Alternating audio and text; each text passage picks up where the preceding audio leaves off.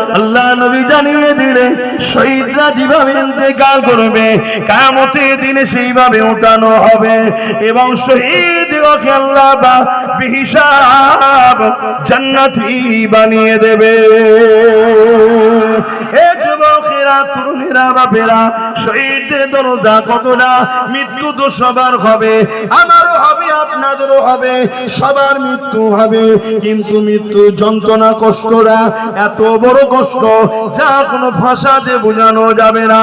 কিন্তু আল্লাহ নবী জানিয়ে দিলে শহীদদের যখন জানটা বেরোবে, শহীদদের যখন মৃত্যু হবে, তার শরীর থেকে যখন রুটা বেরিয়ে যাবে, একটা পিপিলিকা কামড়ালে যা না কষ্ট হয় তার থেকেও কম কষ্ট শহীদদের হয়।